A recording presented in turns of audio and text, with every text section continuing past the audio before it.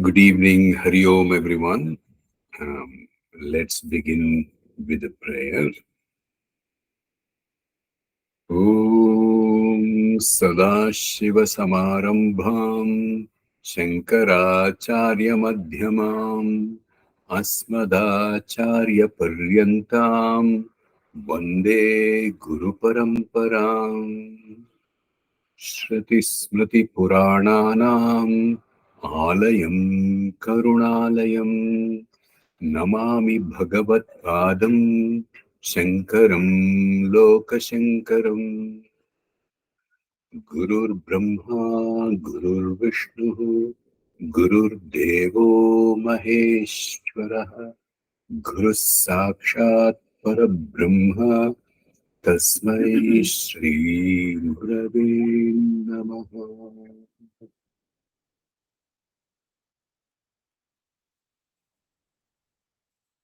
Prostrating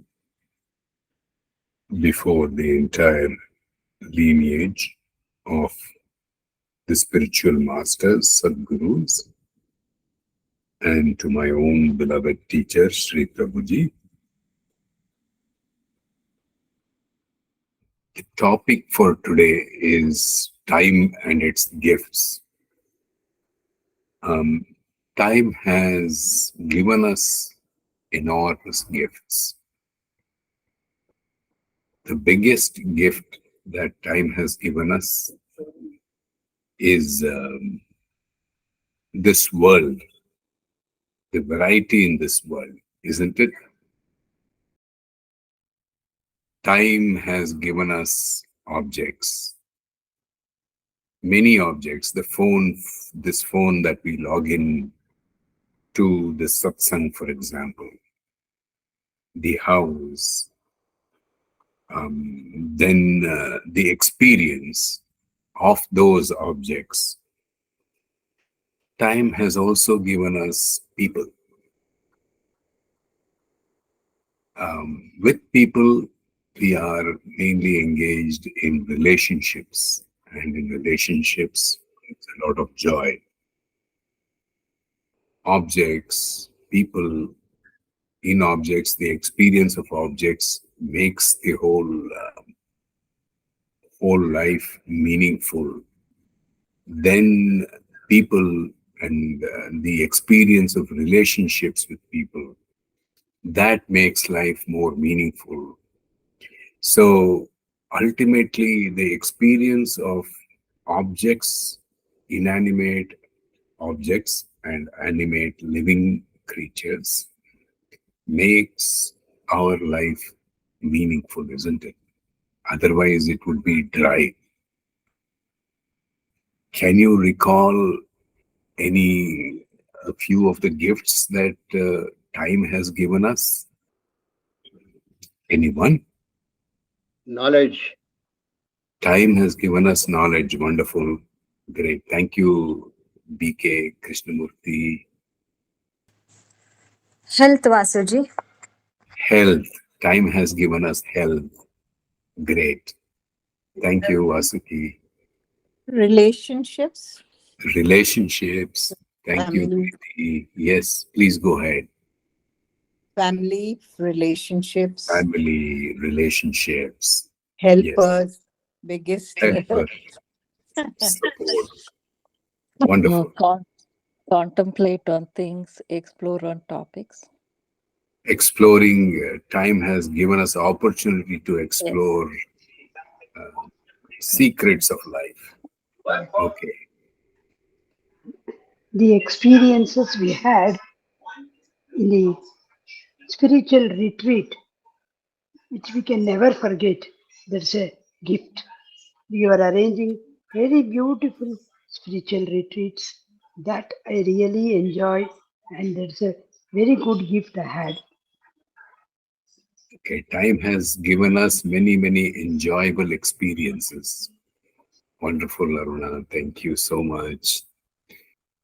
Okay, so we can see we have recalled practically almost everything in summary or in essence what time has given us. Apart from all this, time itself has given us one major gift. One major gift. And that is this life itself, isn't it? Hmm? What was I before I was born in time? Now this birth has given, this birth has been given, this life has been given.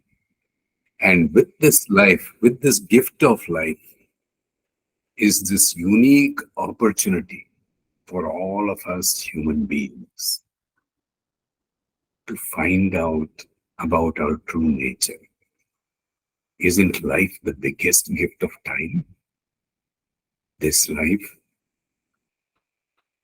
The biggest gift I would consider is this life itself. For one major reason, that this life presents a wonderful opportunity to discover our true nature. Without this urge, without this innate desire to find out about ourselves, we would perhaps be roaming about aimlessly, wandering here and there like just any other living creature, like an animal. Time has definitely given us birth. It has given us our childhood, our teens, our youth, our middle age, and our old age for some of us. And ultimately, time will actually give us also the ending of this life, which we call death. Time has given us education, friends, career, wealth, property. With all that time has given us, profits, sometimes in business, on some occasions we earn a lot of profits. And on some occasions, the business is low, especially we have experienced that during the pandemic. And many companies were experiencing losses, low financial health conditions. So with all that time has given us, what is the key message? What is the key message of time?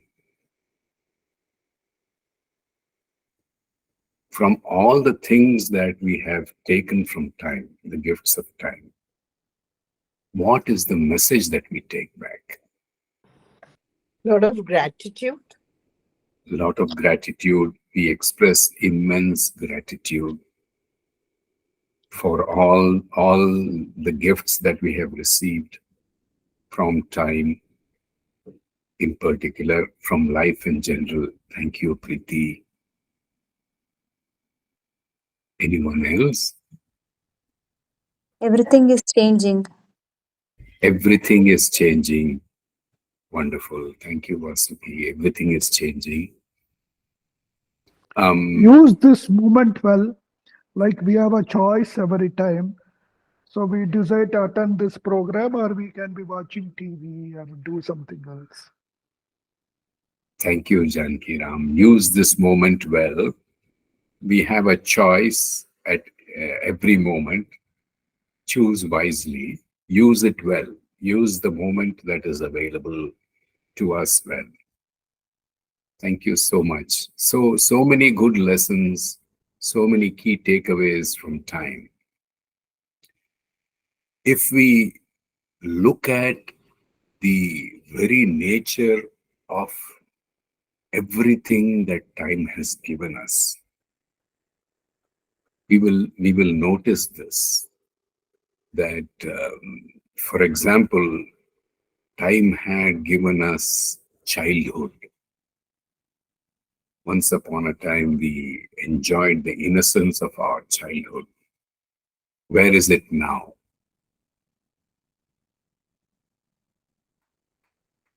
It's not there anymore now, isn't it? We have passed the childhood. Time had given us teens and youth, the wonderful high energy of the teens and youth that we used to possess in going out and playing with friends and running around and then participating in many, many school activities, engaging ourselves in education, academics, etc. All of it. So where is the youth now? It has gone, isn't it?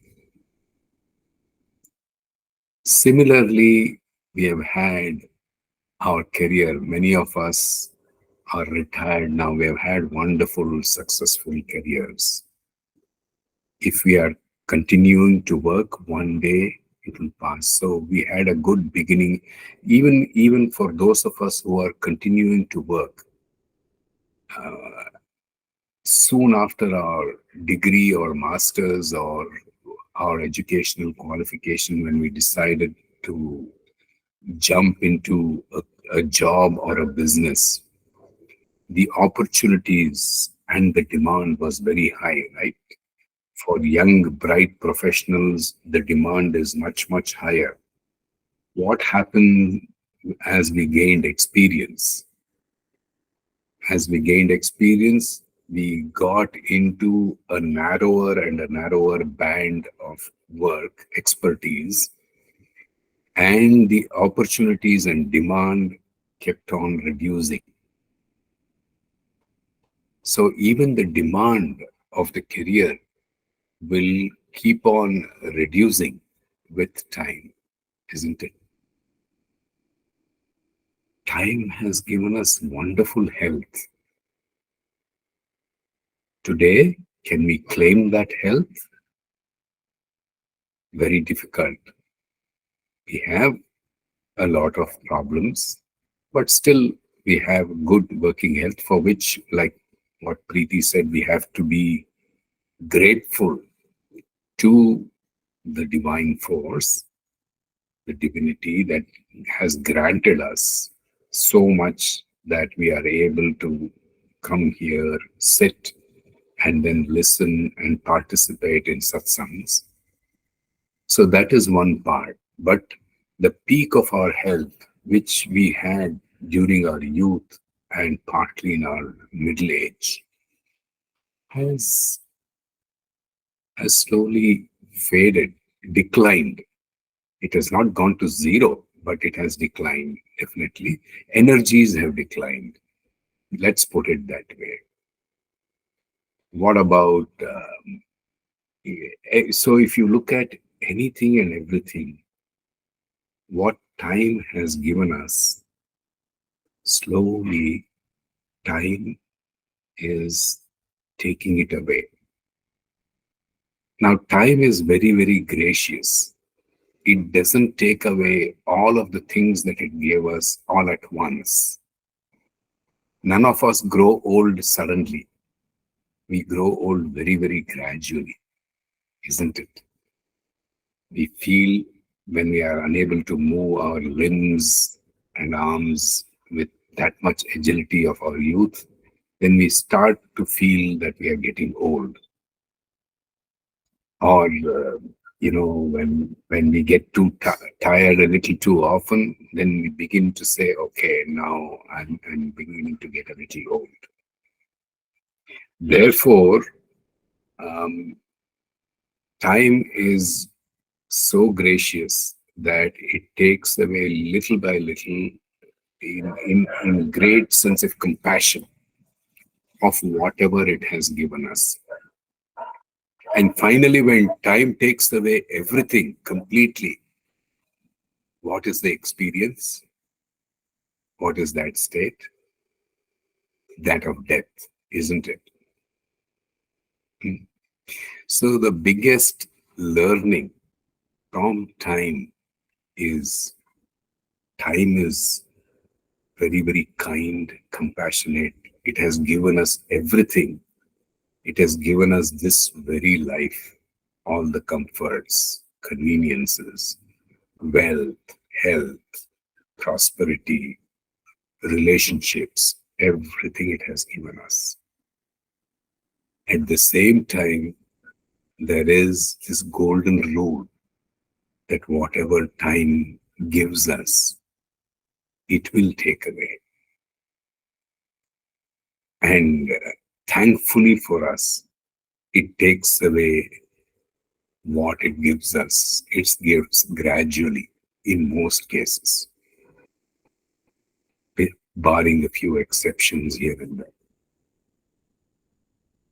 So when we understand that the inevitability is that time will take away whatever it has, whatever it gives us and has given us, then what is our approach to life?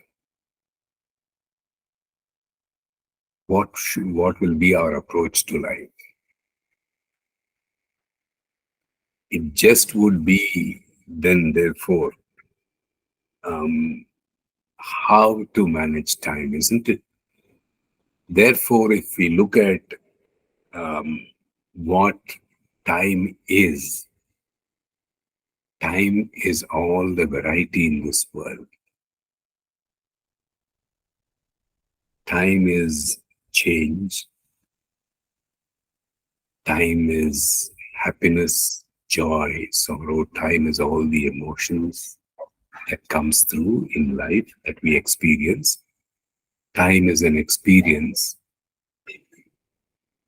And time is also memory, those thoughts that arise from the deepest recesses of our memory.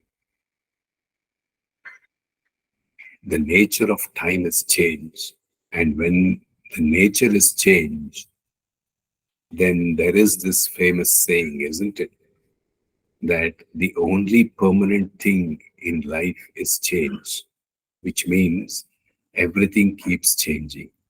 When everything keeps changing, life itself, the things in life are impermanent. They ever keep changing in a serial succession. Now, when we realize this, that everything is changing, time has given us the greatest gift, this very life. But time will also take away whatever it gives.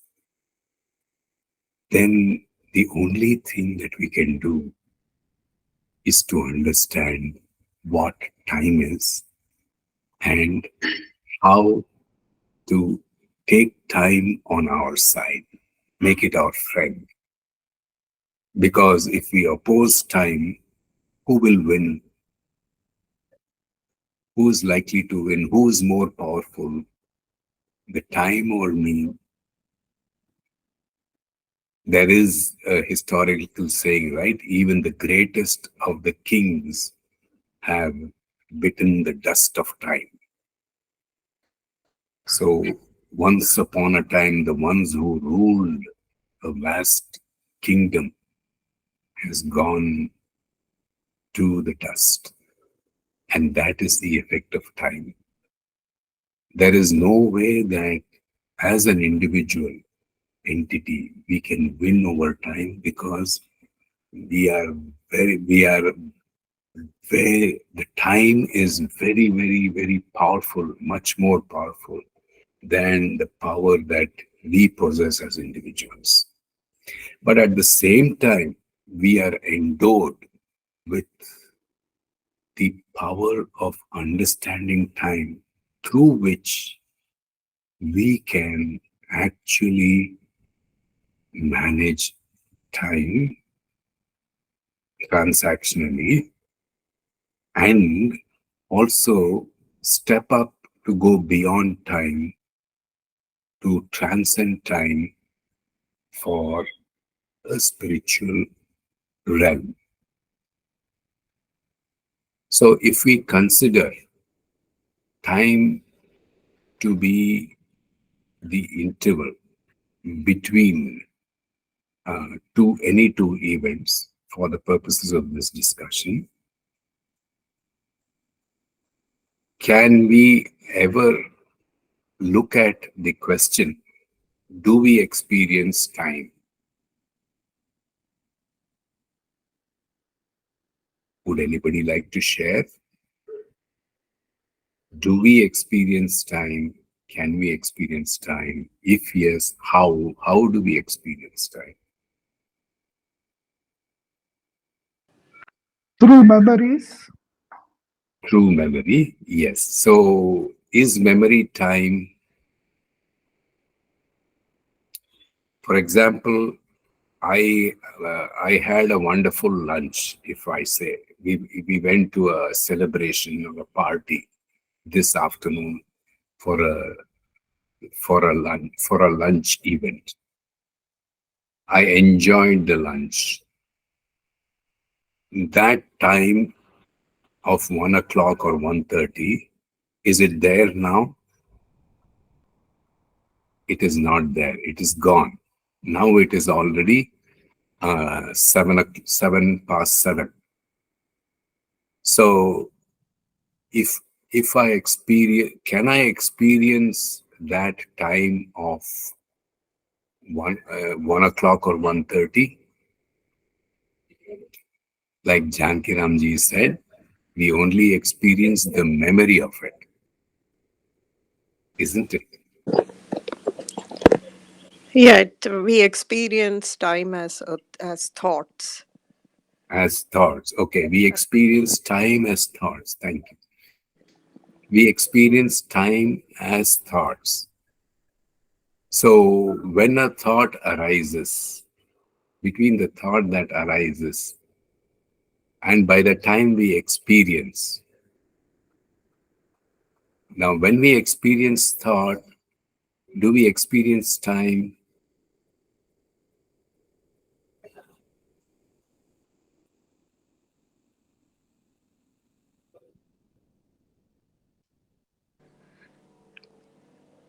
We I would experience, say it's more of an internal perception of.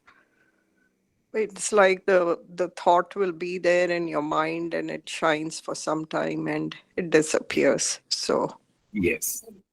So we experience the thought after the event has happened, isn't it? Right? yes, yes. And therefore, we experience that memory of that in the form of thought, memory of the event in the form of thought. Thought rises because of a deep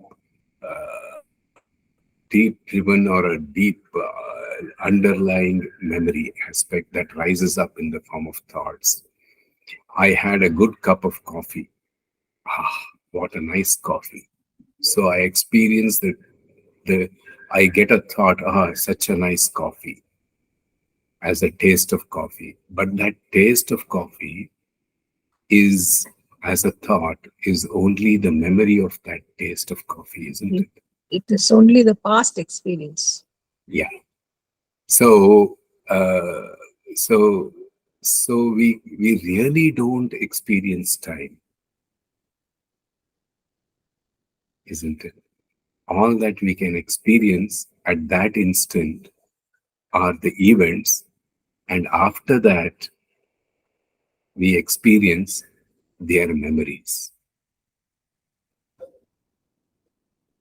So when we don't experience time, how do we manage time?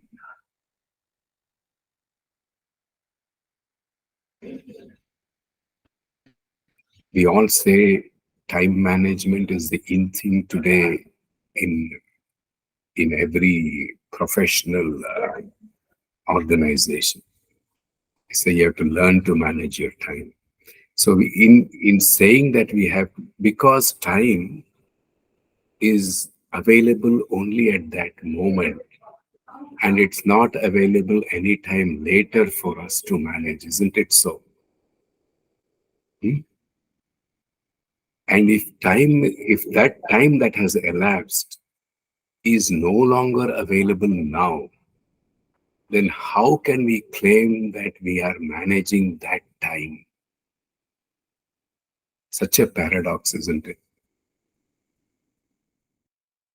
So, in effect, actually, we are managing only events, never time. It's impossible to manage time because the time that we want to manage is no longer available now. It has gone into the past. How can we manage that which is not available? So, the very first thing is time is not experienced, the memory is experienced. Because time is gone. You can experience or only that which is now. And only this moment is now. Time that was there as an experience is already gone to the past. Therefore, first thing is time cannot be experienced. Second, because time is that time that we want to manage is no longer available at this moment, time can never be managed.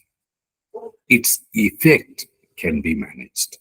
The effects of time can be managed. Now, this has a great spiritual significance in terms of spiritual sadhana. Why? Because what do we manage? We manage this body in terms of body movements and action. Then we learn to manage the mind with all its thoughts, feelings, and emotions. And this whole managing of body energies and physical and mental energies is nothing but yoga.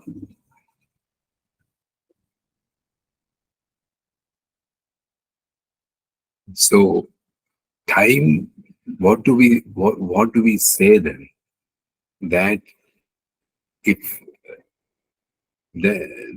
that time can not be managed directly, its effects as events and experiences in the mind and heart, its effect as experiences of relationships, those can be managed to manage our life. And this is the sadhana. If we understand this, then even time management in profession as well as life management for life's purpose, which is to find out our own true nature, to engage in yogic sadhana, becomes very, very easy. Otherwise, we'll be struggling to manage time, thinking that we manage time when the very time is not available to us. There is one more thing also, Vasu, because there are certain things which last beyond time. I think spiritual knowledge or spiritual practice or experience is said to continue lifetime after lifetime. Yes, yeah, true. There are, and therefore, thank you for that wonderful feedback. That is very useful. So, therefore, what do we do? There are aspects. That are within the boundaries of time, and there are many hidden aspects that are beyond the boundaries of time, isn't it? So the whole question of spiritual sadhana that we all will agree that we are within the boundary of time in this life, isn't it? And therefore, we are looking at, for example, our own true nature, the self, the Atma, that is not graspable in time. So the whole question, therefore, is how, while remaining in time, do we grasp things that are beyond time? People say, and we are all being heavily conditioned to believe, and we have been drilled down from our very school days. Everyone has equal time. In what way? All of us have 24 hours in a day. Look at that very statement. All of us have 24 hours in a day. Can you examine a little more closely? Who has 24 hours? Do we have 24 hours? Each one of us? Or who has 24 hours? Does the day have 24 hours?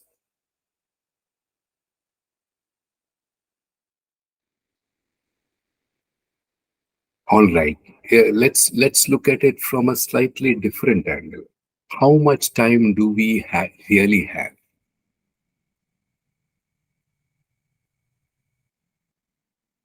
Or who has 24 hours? If we say the day has 24 hours, then, Vasudev, in relative world, we have 24 hours. but who has that? Nature has it. Every cycle in nature has 24 hours, isn't it? A day-night cycle has 24 hours.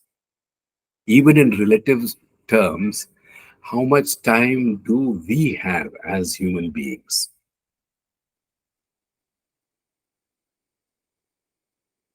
Do we agree that 24 hours belong to nature and not to me?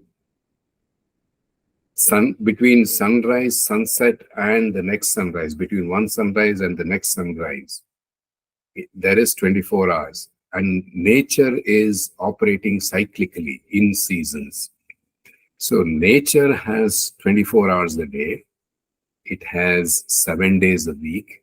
It has 364 days a year in a normal year, 365 days in a leap year. So who has all this? Nature. Because nature is in the state of constant movement. And what is nature? Prakriti, Devi, Shakti, Maya. So, who has actually 24 hours a day? Nature has, Prakriti has. So, the question that we are trying to find out, which is very significant even spiritually, is how much time do I have? Each one of us individually. Really, how much time do I have?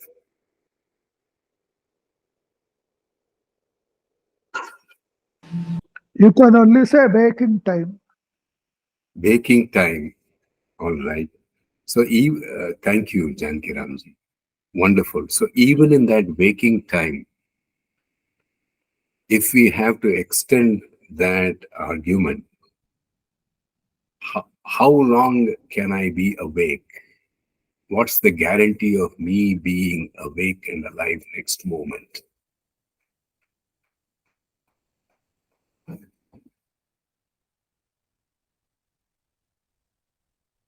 So, in effect, if you look at, do I really have the next moment with me? If each one of us asks that question. We hope to have, we expect to have. It is there as a hope, which is fine. I mean, this is not to be what you call, what do we say? Not to be negative, but to understand the nature of how much time we have. If we really look at it, we just have this moment in time. Because none of us can be sure of what will happen to us in the next moment. And therefore the urgency to act, the immediacy to act in the now, in the present moment, especially when it comes to discovering the purpose and meaning of life. The more we postpone it to say that this is for retired people, this is for elderly, the less the chance, because there is no guarantee. Nobody can write a guarantee, signed guarantee sheet that a particular living creature will continue to live at the later point of time at which we have all decided to take on the spiritual journey. And therefore, the only moment that is available with us is the now, this moment, this present moment. And this present moment also is not static. It is ever changing. This present moment will have gone to the past, and the next present moment will come now. And therefore, the present moment is ever new. And this is the whole crux of Karma Yoga and Bhakti Yoga, mindfulness practice. So what are we doing? We know as long as we are encased in this body, we are subject to time, but we are utilizing the very time to act and to harness our emotions, to harness our energy, physical energy through actions, and mental energy through our emotions by acting in the present moment.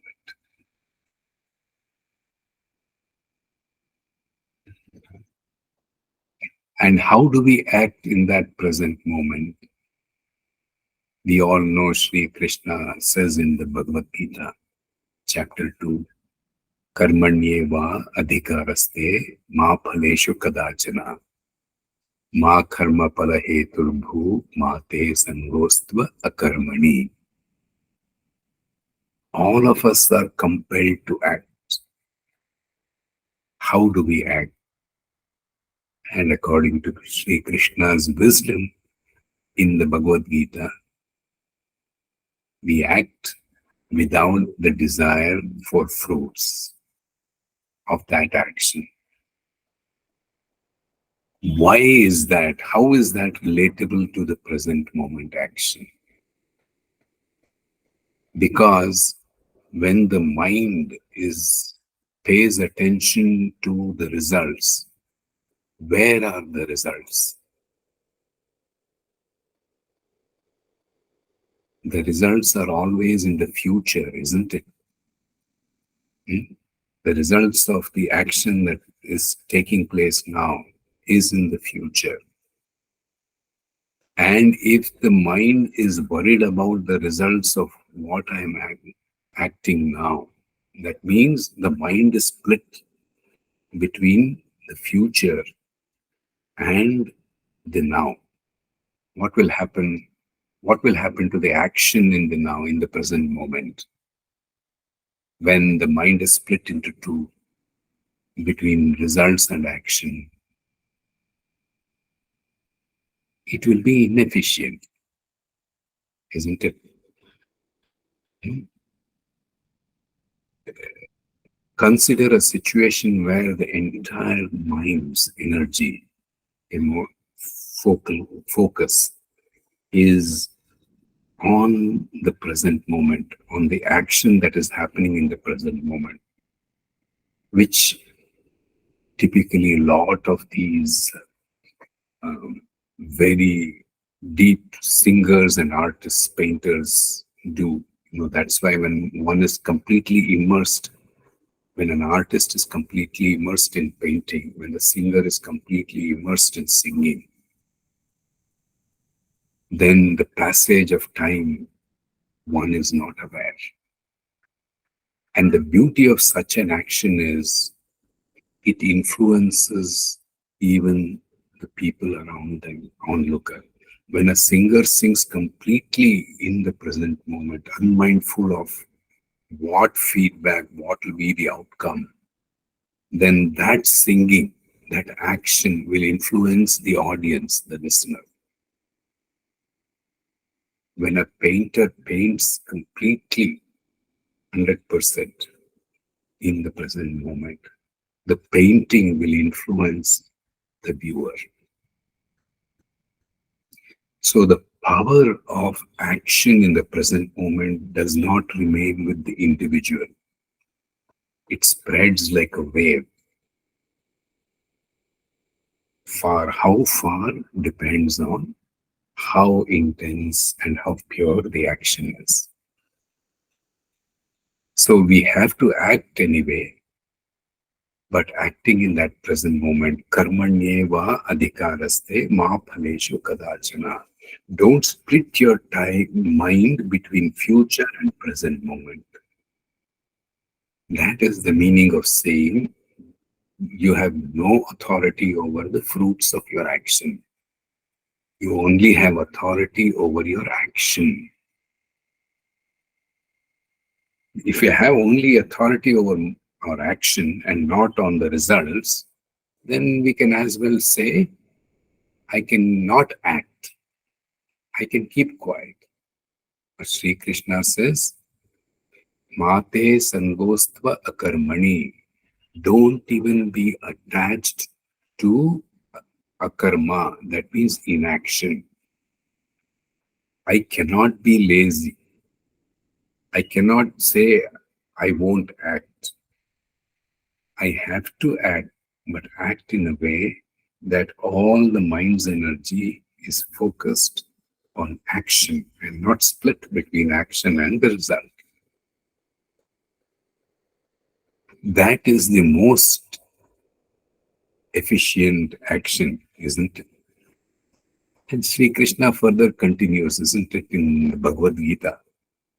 Yogastaha kuru karmani sangam tyaktva dhananjaya siddhayo asiddhayo samo bhutva samatvam yoga muchyate.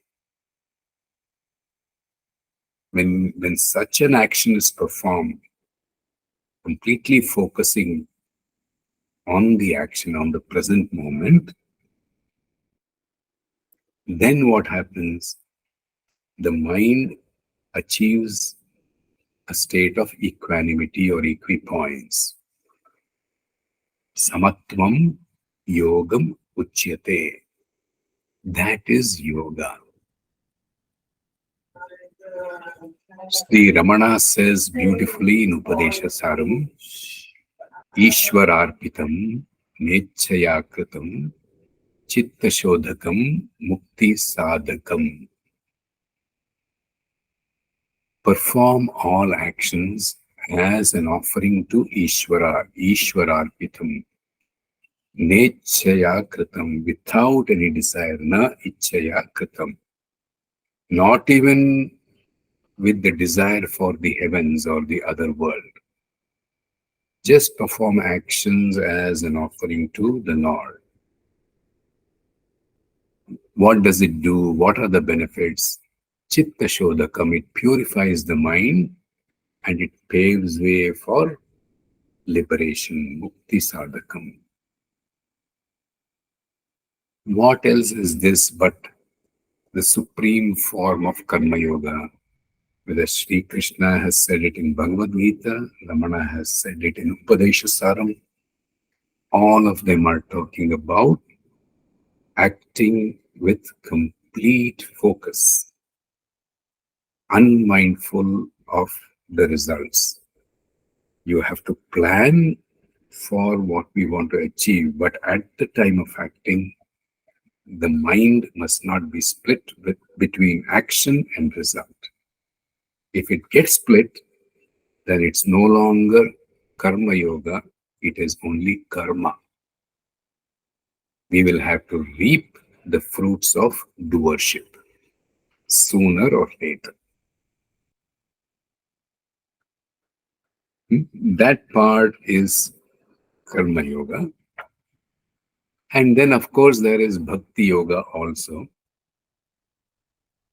to harness, to use the emotions to calm down the mind, looking at recognizing a higher power, higher than the human being, which we normally call God, God in any form or formless.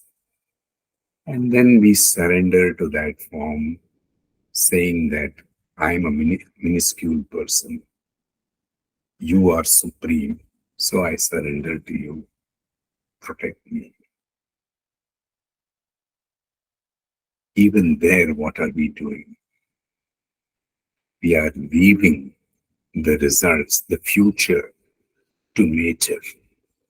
We are only acting in the present moment, because that is the recognition that the present moment is all that we have.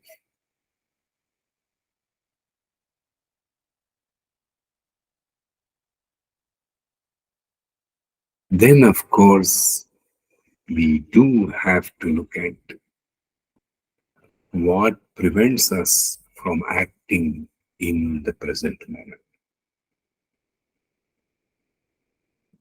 It is the misconception of time. It is the misconception of our true nature. What do we mean by misconception of time?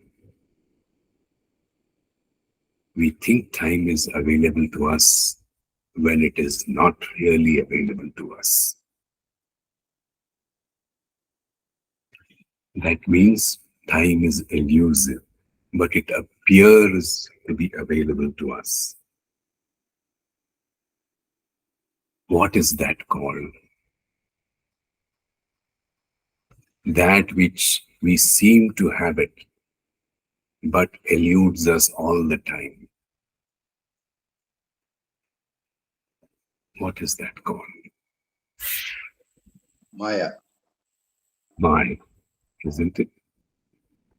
So time is actually Maya. It appears that we have good control over it, but in reality, we never have it. Time belongs to Prakriti.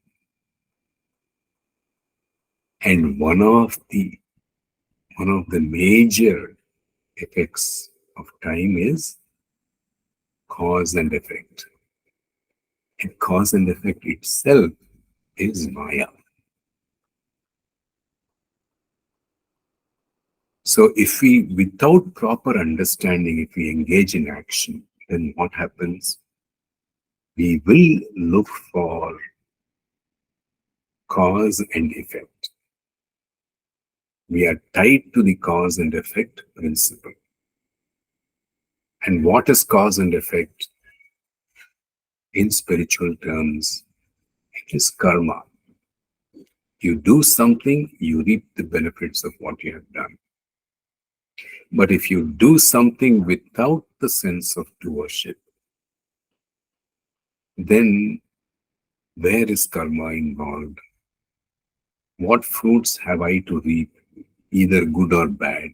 Siddhayo asiddhayo samo bhutva samatvam yoga muchyate.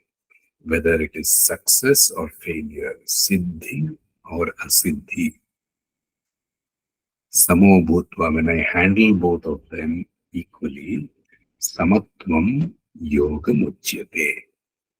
That equipoise is yoga. So the realm of Maya is cause and effect. It is to show, it is to give an illusory effect that it has given something to us, but in reality, it has given nothing to us. It seems as if we have it. It seems as if we are in control of it. We are we are gripping it very tightly, but actually it is slipping away. It is never available to us. In fact, the whole world that we see, the entire variety of this world of names and forms, is the first power of Maya. What is that? The power of projection of Maya. The first power of Maya. Maya has two powers. Nature, Prakriti, Devi, Maya, Shakti has two powers. The one of projection. The first power is projection. What does projection do?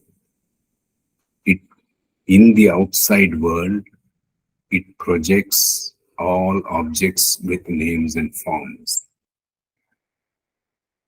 And that is called the world. Within oneself, it projects on the screen of mind thoughts, feelings, and emotions. And therefore, what I think, I become. That means if I think I'm handsome, I feel strongly that I am handsome. That means handsomeness becomes truth for me. So this is what it projects. Externally, it projects the external world. Internally, it projects my internal world. My internal world is the world of thoughts, feelings, and emotions. And the other power of Maya, the second power of Maya, is the concealing power. The concealing power does again two things. It makes the distinction between the seer and seen hazy internally. The actual seer is the witness, and the seen are all the objects. But the distinction between the seer and seen internally becomes very, very hazy and blurred. Therefore, I get confused. I think the objects are seeing, the senses are seeing, whereas in fact, in reality, it's the power behind the eyes that enables the eyes to see. Just like the bulb claiming that it is giving light. What actually gives light? It is the electricity that flows through the bulbs that enable the light to be shining in the room. So the distinction between the source of life and the experience, we think the instruments give us the experience, whereas it is actually the power behind the instruments, the power behind the senses, the power behind the body, mind, intellect. It's the power behind the intellect that enables the intellect to think and decide. It's the power behind the eyes that enables the eyes to see. It's the power within the vocal cords that enable the vocal cords to speak. Therefore, it blurs. The concealing power within me blurs within me the distinction between the source and the effect. And the net result is a confusion. The confusion of the doership, knowership, and experientialship. The claim of doership, the claim of experiencership, and the claim of knowership by the ego is the confusion. Whereas actually it is the witness that is enabling all of these. Outside the power of concealment, blurs the distinction between Brahman or the creator, Ishvara, and the world. We see the world and we mistake it to be of names and forms only, of objects only. We cannot recognize Brahman or Ishvara, his presence or its presence in the world, because the distinction has got blurred. And that's the effect of concealing power. And all of this is in the realm of time. Therefore, if we go on the side of time and get time to our side, then Maya becomes our best friend. That which was concealing the truth reveals the truth.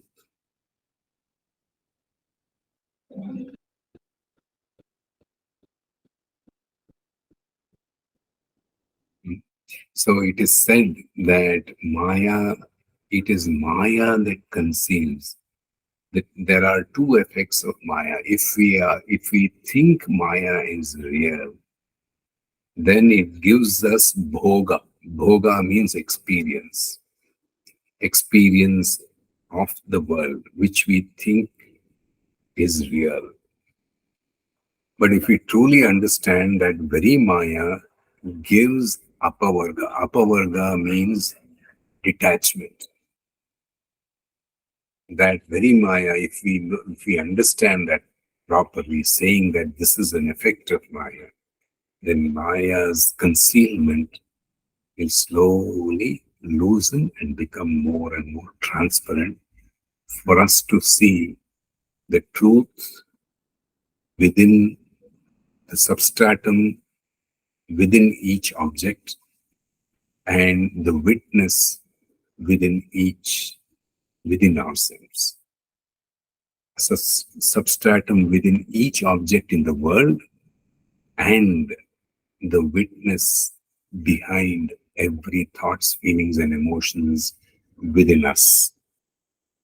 So Sakshi is revealed within us and Brahman is revealed in the world when Maya is our friend.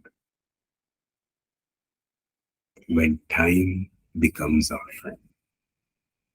And how to make time our friend? Karma Yoga, Bhakti Yoga, Jnana Yoga. One last important point. What prevents our action from becoming yoga? What makes our action remain at the level of karma and not convert it into karma yoga? There is one fundamental reason that all the sages and seers say. Sri Nisargadatta Maharaj says it is the feeling of separateness of you as an individual. That's what that means. When we think that I am this individual separate from the rest of the world, then how is my action going to be? My action is going to be to actually establish that separateness more and more, deeper and deeper. If I think I must succeed, even professionally, if I think I must succeed at the cost of my colleagues, I must get promotion over my colleagues, then what will be the nature of my action, my thoughts, my words and deeds? It will establish and reaffirm that sense of separation. I will do things behind their back to establish, to grow at their cost. And what will happen? The sense of separation between me and not me will keep growing. The distance between me and not me will keep increasing. And therefore, what does Sri Nisargadatta Maharaj recommend? Act as if you are not separate from the rest of the world. Then actions will be aligned to the universal force or energy. And this is where Vichara or Jnana Marga plays an important role. My beloved teacher, Sri Prabhuji, always says, the starting point for any sadhana is very important. If I do the sadhana saying that I am this body, minds, the moment I think I am this body and mind, it automatically infers consciously and unconsciously that I am separate from you. As a body, mind, I can't be one with you. Therefore, before you start any practice, that is why the prayer in the beginning is established, is said, is chanted, that let us all be one with the entire lineage of the wisdom, right from Sadashiva to the present day, wisdom sources, the Gurus. Without this, that starting point establishes the right foundation for the practice to be strong, for the building to be firm and strong. Then what happens? The practice will assert and will establish the spiritual practice, whatever we do, Karma Yoga, Bhakti Yoga, Raja Yoga or Jnana Yoga. It will more and more firmly establish the sense of unity or non-duality. That is why in other ways, Sri Nisargadatta Maharaj says, I am, in his own words, I am speaking to you as consciousness. So how do you listen?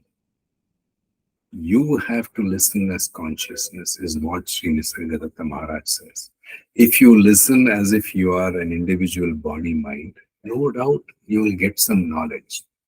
You will get some change, you will experience some change, but it will not be benefited 100%. When the teacher speaks as consciousness and the student listens as consciousness, then the magic happens. And what is that magic? Magic of communion, relating at the level of consciousness. At the level of consciousness, there is nothing called your consciousness and my consciousness. So it's a direct communion.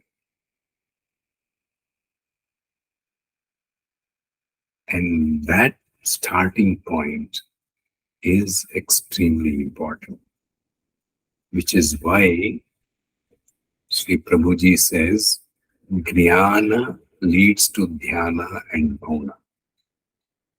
Dhyana will not necessarily lead to jnana.